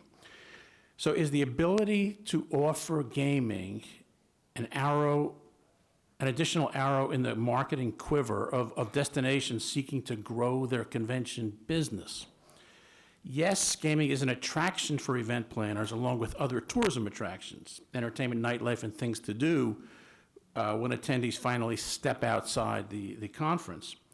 So a casino can bolster a city's attractiveness, but it by no means is gaming a necessary element. Now, one option for Illinois and Chicago is to promote the existing gaming in Chicagoland as other large convention cities do. Although some major convention cities don't have downtown casinos, they have the ability to use nearby casinos as a selling point. Now, such cities would include Chicago, Orlando, Miami, San Diego, and soon Boston. Now, Orlando is a great example. It's a highly successful tourism and convention destination built on its family-oriented image and its wide array of offerings. Interestingly, the most profitable casino in the United States, the Hard Rock Tampa, is less than 90 minutes away. And that makes it a viable option. Indeed, if you look at the visitorlando.com website, you see that it lists the Hard Rock in Tampa as an entertainment option, as it does for Busch Gardens and other attractions spread over a wide region. At the same time, Tampa Hard Rock boasts of its proximity to Walt Disney World, Universal Studios, and other Orlando attractions. Now, Boston is another major city that competes for convention business. Interestingly, the Massachusetts Gaming Commission, and had options, determined that the best policy choice was to authorize a casino 17 miles away in Everett, Massachusetts. Now, that proposed casino is a full resort complex with a price tag of about $1.75 billion. And it's going to feature a variety of high-end amenities and up to 3,500 gaming positions. So the trend of having gaming operators near but not in metropolitan centers needs to be fully exploited by developing cross-marketing opportunities between gaming and other attractions. We at Spectrum Gaming Group fundamentally believe that a more diverse business model that is less reliant on gaming revenue will actually generate more gaming revenue, as it would offer a broader demographic and geographic reach without alienating its core gaming customers. Indeed, such a model could help retain and recover some customers who would otherwise defect to the competition. Changing a business model for an existing operator is no simple proposition. It requires a commitment from state government, which must provide a stable, reliable, and positive investment climate. It requires a rethinking of tax and regulatory policies to encourage capital investment. Make no mistake about it, gaming expansion in a saturated market doesn't cure saturation, and it doesn't attract capital investment. Quite the contrary. An investment in existing brick and mortar is the linchpin of gaming policy. It's the foundation for expanding employment and generating positive economic impacts. But such an investment will not be made in a climate of uncertainty for existing operators, in which the rules are neither fixed nor favorable. Now, I don't suggest in any sense that communities or states that decide to promote non-gaming attractions will become a local Las Vegas. Such goals are neither realistic nor necessary, and that's true for any market, including a casino in Chicago. Casino operations that must buy room nights, restaurant meals, or other amenities from third parties, and that is a very expensive proposition, cannot pursue the same model and offer the same pricing as operators that operate their own hotels, restaurants, and amenities. That's the model in Las Vegas, where I should also point out the gaming taxes is less than 7%. Any benefits that might accrue from a downtown Chicago casino will, to some degree, come at the expense of the other casinos in Illinois. In short, plans for a downtown Chicago casino must be made with extreme care, both for the success of that property itself and, just as importantly, for the continued success of the other Illinois casinos. Given the already declining market and the tax rate they're paying, the entrant of a dominant competitor would cause further declines, leading to decreased capital investment and lower employment, which has the potential to create a vicious cycle in Illinois. That's why over the years, we at Spectrum have been asked to consult on the proper equilibrium between the number, location, and size of gaming facilities, and what tax structure the state utilizes. There are clear demonstrable points where taxpayers and operators' benefits are maximized. Now, let me be clear. All the stakeholders who share in the success of gaming, including governments, operators and local businesses need to take the necessary steps to encourage a new business model for their existing licensees. Illinois' existing operators have to adapt. That's not only in their interest, but that's also in the state's interest. And that evolution cannot take place in the absence of clear state support where the rules are fixed and create a favorable investment climate. Thank you. Mr. Harris. So, thank you, sir. Just a question, because I don't really understand a lot about how the gaming business works and where its profits come from. So, high rollers versus, average people who come into a casino, which is the most profitable segment? Well, clearly, a casino that can attract high rollers, that can give them what they want, all other things being equal, is going to be more profitable, but all other things are usually not equal. The casinos that tend to attract high rollers tend to be in markets where there's a much lower tax rate, which allows them to offer a wider variety of amenities and favorable conditions. It allows the casino to offer a wider variety of amenities. Is that who you're referring to by them? Yes, exactly. And so what kind of amenities would those be for a high roller kind of guy, person? There's a wide variety limited only by the law and imagination. And it ranges from hotel rooms and meals to show tickets to cars and trips and so forth. So you're saying for those people, if the casino owns the entire vertical operation or the owner of the casino has the entire vertical operation, it's cheaper for them than if they had to purchase it from others outside? Well, absolutely. Oh, absolutely. Because if to purchase from others outside, you're essentially paying market rate or something close to it, some pre-negotiated rate. But if you own the restaurant, if you own the hotel, yes, it's going to be, your business model is going to allow you to do more. So if the city were to own a casino, if there were to be municipal ownership, do you see that as being any kind of impediment to that kind of operating model? Yes. Yes. I mean, it depends on what amenities they would also own with it and what sort of tax structure they'd be operating under. But there's in the United States, I'm not aware of any existing models that would be examples of what you're talking about, where it's a municipally owned casino competing against privately owned. But it would be very difficult to make that work economically. The cost, presumably, would be significant in terms of being able to provide the perks that that segment of the market would want.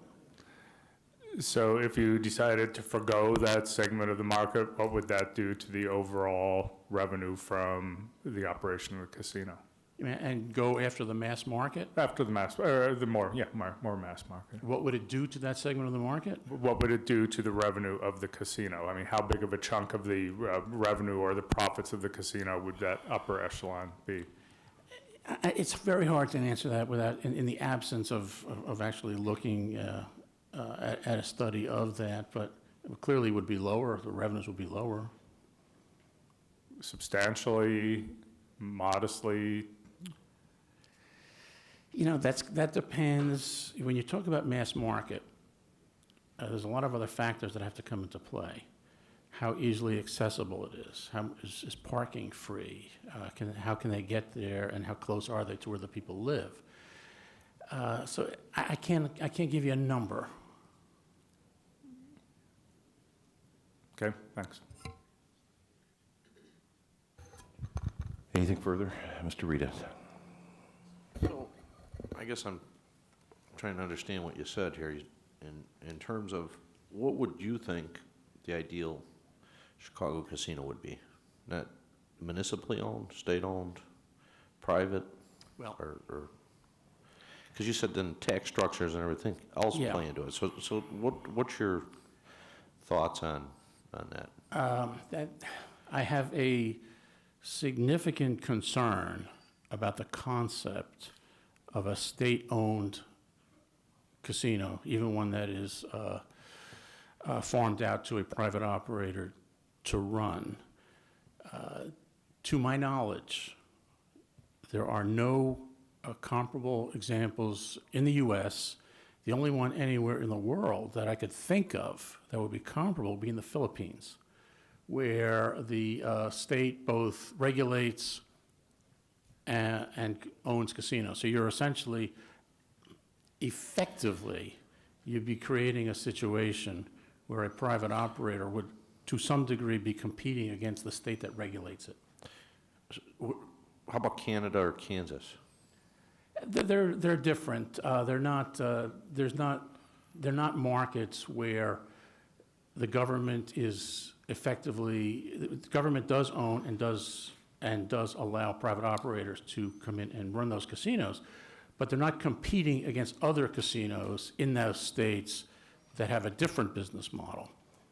That's the key difference. So what you're saying is this one would be unique based upon it would be the only one that would be state or city-owned versus Kansas or...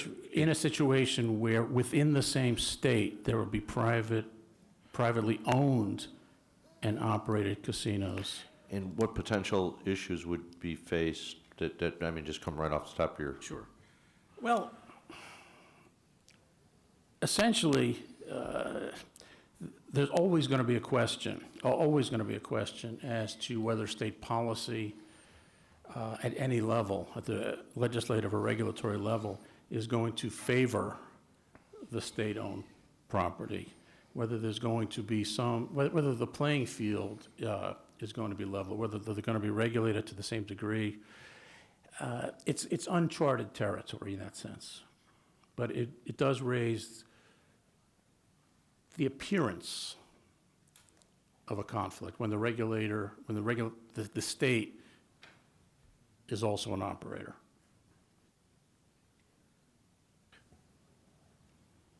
Is there any, I mean, just based on that, or, I mean, is there other instances that you would think that it would be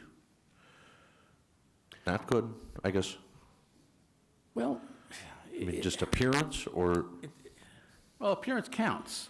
The appearance of a conflict and the appearance of uncertainty is a huge issue.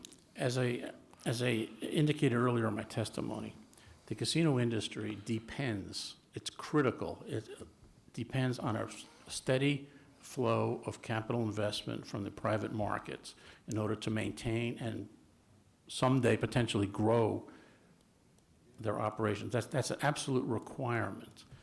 And I would have a concern that the capital markets, how they would view investing in an operation in a state where the state is also a competitor to that operator. Would policies favor that? We don't know. All right, thank you. Thank you, Mr. Pollack. There's no further questions. Thank you. Thanks for your testimony. And finally, ladies and gentlemen, we're going to hear from Anita Bedell, Illinois Church Action Against Alcohol and Addiction Problems.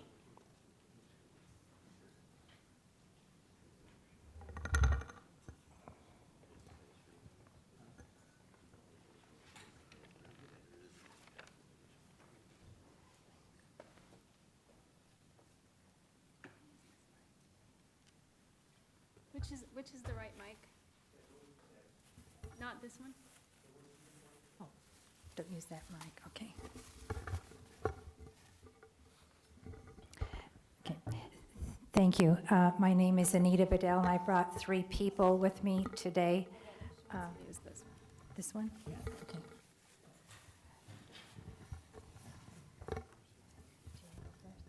Okay. Okay. We are opposed to the casino in Chicago and also the statewide plan. You heard that last year was a wonderful year for tourism in Illinois and Chicago. We believe that Chicago's a world-class city as it is, and a casino would detract. I'd like to introduce Jeannie Evans, who will speak. Okay, hi, my name is Jeannie Evans. I'm here, I support both ILCAP and the Illinois Task Force to expose the expansion, the Illinois Task Force to oppose the expansion of gambling. I'm also here just as a resident of Chicago. I live in Chicago, I love Chicago, and I'm also a lawyer. And you know, when we appear in court to make our case, we have to give evidence to support our position. And I haven't heard any evidence to support that. I mean, we heard mostly from the tourist industry, the hotels, the restaurants, but I didn't hear any evidence that this is gonna make Chicago more of a tourist destination. What I heard from the people who spoke is that right now, we're the #1 convention destination in the United States. I heard right now, in the last year, we had our best year, 50 million tourists. And that's all without a casino in Chicago. The cities they talked about being their competitors are like Orlando, which markets itself as being family friendly and does not have a casino. They mentioned New York City. That's another big tourist destination that we compete with. They don't have a Chicago casino. So what I heard from the kind of tourist industry is that we're the best, and all these other hotspot tourist destinations like New York, Orlando, Washington, D.C. don't have casinos. The places that have casinos are not doing better than us, they're doing worse than us. And you know, for the people who feel like they need to be able to market a casino as part of the package, we heard that the Rivers Casino can be part of that package. They're 15 miles away, they're like a 30-minute drive. And so for people who think we need that, which I don't think we do, it's there. And apparently from the data, it's more successful to have it not in your city center, but outside, because what we're marketing is how great Chicago is, and the face of the city is great the way it is and has been for 20 years without a casino. You know, I heard people talking about wanting a Cirque du Soleil. I mean, we're not looking to be, you know, sort of a chain market with the casino and Cirque du Soleil. I mean, he said he wanted to replace the Chicago Theater. I mean, I was just there with my daughter watching Sufjan Stevens a couple weeks ago. We get a variety of really interesting theater that's different and changing, and more of a draw to the people who live here who want something that changes regularly and not the same thing that's going to be a permanent attraction for years. So, you know, I was not convinced by anything that was said. I mean, I feel like the existing casino interest had some actual data about saturation and what the market can maintain. And I would say that either it is saturated and we're not going to get that much more, or if it's not, if we're going to get more casino business, that most of it's going to be harmful to our city. I live on the south side, and the data shows that African Americans and Latinos have a much higher rate of problem gambling. This is going to be very accessible by train to areas on the south side, the west side, and for however successful we are, we're just taking more money from our own people. One of the representatives asked about what's the business model, where does most of the money come from? And there is hard data on this, okay? The person who you asked did not answer the question, but the data from like a US National Gambling Impact Study independently conducted by the US Congress tells us that 80% of gambling revenue comes from households with income of less than $50,000 a year.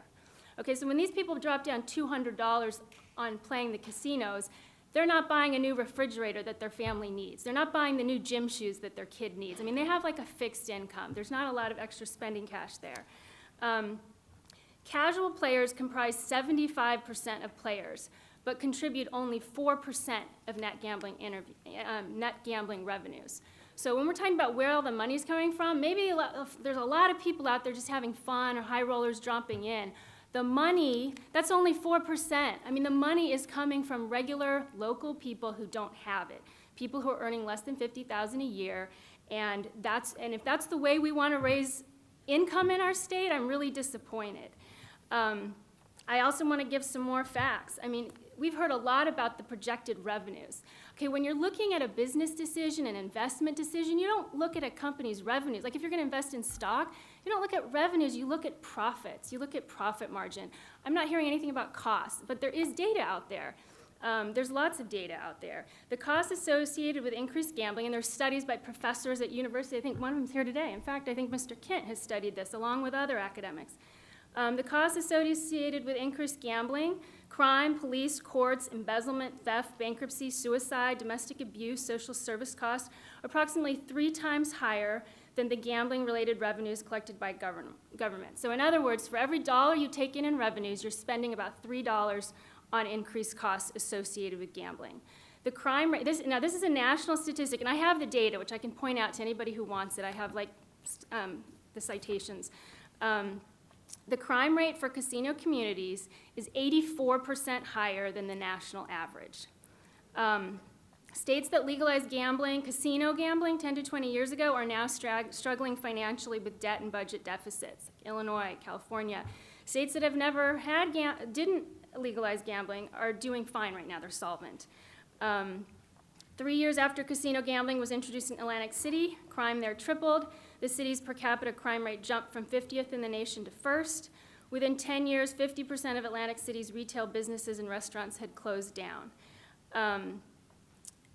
You know, someone said, we're not going to follow this model of casinos subsidizing food. Las Vegas only stopped that when it stopped working, when the casino saturation was to a point that it wasn't helping them bring in more business. If it helps them bring in more business, they're going to do it. And so if it works to get more customers, they will subsidize food, and it will put neighboring businesses, restaurants, theater, stuff like that will lose profits, and many will go out of business. If it's not working, then they have to, you know, they have to make revenues off of their food too, and the prices will go back up. But that's just because they're not making as many revenues.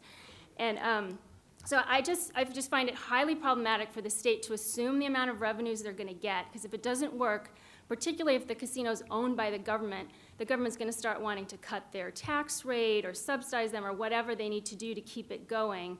And, you know, like the racetrack people, now that's a struggling industry, so they're wanting better tax treatment or subsidies or things like that. And that's happened in other cities like Atlantic City. When it stops being profitable, they start wanting to get things from the government, and it, you know, it's not helping the state.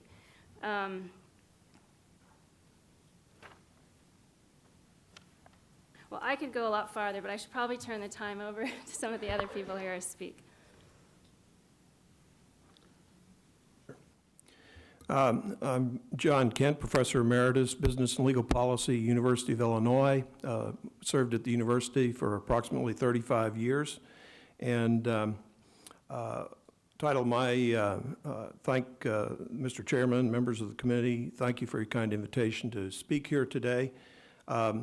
My statement is entitled, quote, Illinois Budget Solution, Make Gambling Insiders Pay Up and Then Grow the Economy. It's only equitable that this presentation first summarize my 2015 testimony to Congress, which interfaced Illinois gambling with the Illinois fiscal crisis. Then the issues involving jobs and tourism will be addressed. In my prepared statement to Congress, I stated that, quote, including acknowledgments to legal and entrepreneurial icons such as U.S. Attorney General Robert F. Kennedy, U.S. Senator Paul Simon, Howard Buffett, Warren Buffett, Dr. Jack Templeton, the titles of some of the United States International Gambling Report prepared at the University of Illinois speak directly to the dangers and socioeconomic consequences of gambling. Quote, like Illinois, the U.S. needs the new untouchables. One of the first states to embrace the lottery, riverboat casinos, and neighborhood electronic gambling, Illinois has given away at least $35 billion to $100 billion to gambling's insiders since 1990. For example, the first 10 casino licenses worth a fair market value of at least $500 million each were granted to political insiders for $25,000 per license, including one insider convicted in the Governor Rod Blagojevich scandals. These gambling licenses today would be worth over $10 billion. Quote, in this giveaway context, the 2015 Illinois budget had over $110 billion in unfunded liabilities. In 2013, the Securities and Exchange Commission branded Illinois with pension and securities fraud. For over 25 years, academics have reiterated that Illinois giveaways to gambling's insiders would necessarily destroy the Illinois budget, including during Illinois Senator Stan Weaver's 1993 hearings. These are law review articles which document this, and they go back to the early 1990s. Legalized gambling activities kills jobs in the consumer economy. This economic principle is exemplified in the article, 40 economists side against more gambling. Can you get 40 economists to agree on anything? Well, they agree on this. And with approximately double the population of Illinois, in Australia, the Retailers Association indicates that gambling machines are costing 303,000 jobs per year from the consumer economy.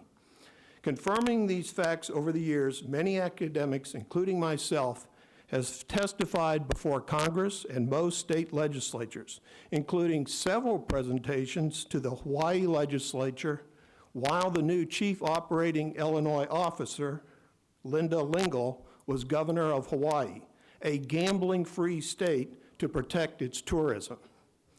Emulating the discredited proposals for the $2 billion Chicago casino during the 1990s, a Chicago casino proposal has once again surfaced in 2015. During the 1990s, the Chicago Crime Commission, the Better Government Association, in a 500-page report prepared by former U.S. Attorney Terry Bruner, and the majority business community actively opposed a Chicago casino. The socioeconomic cost to the taxpayers remains unchanged in 2015. That is $3 to $6 in costs for every $1 in projected new tax revenues. Law review articles have documented the bogus revenue claims and job claims made by casino proponents. For example, during an 8-month time frame, casino proponents raised their jobs estimates for Chicago casino from 15,000 jobs to over 100,000 new jobs. Gambling facilities cannibalize 50% or more of pre-existing tourism. Chicago's world-class museums and tourist attractions will lose thousands of patrons to a Chicago casino. Studies show that gamblers are not tourists.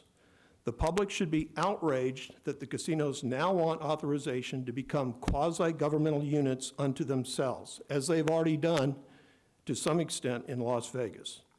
In particular, teachers and public employees should be outraged at the $35 billion to $100 billion in Illinois tax giveaways to gambling's insiders, which has catalyzed efforts to pillage public pensions and promised benefits to the public employees of Illinois. To solve Illinois' budget problems, the legislature should make current gambling interests pay up and then enact policies to grow the economy. Thank you for your kind attention.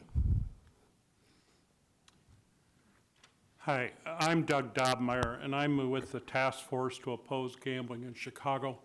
I live in Edgewater, it's up north, and I'm here today to continue a representation this organization has had since 1991. We are opposed to a casino in the city of Chicago.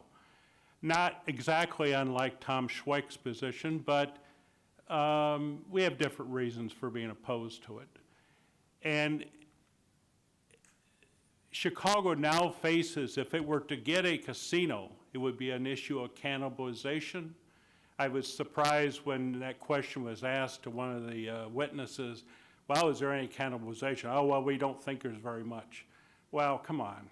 I mean, it doesn't take a rocket scientist to realize there's going to be cannibalization. And Rivers is going to be the first place that people are going to cannibalize from.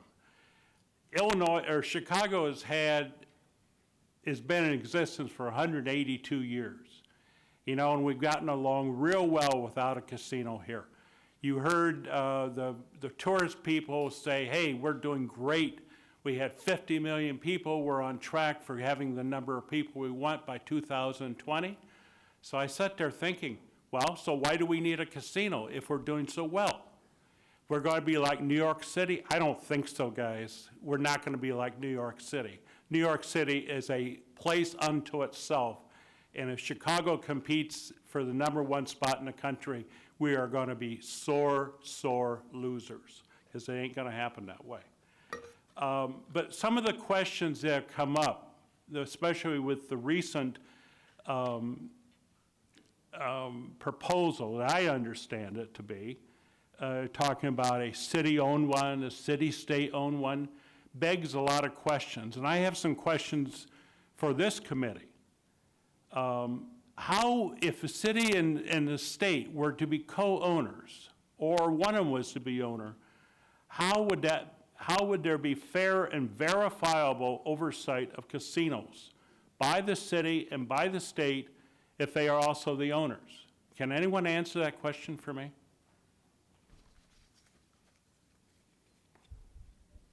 Okay. How will citizens trust the city and state government in the future if the owners of casinos are not the fair arbiters for the people any longer? So if they're the owner of a casino and they're taking your money, how do you go to the city and ask them to be fair in deciding something? Can anyone answer that? Why will the Chicago experience with the casino be different than Atlantic City or other locations where casinos have sprung up and are now failing?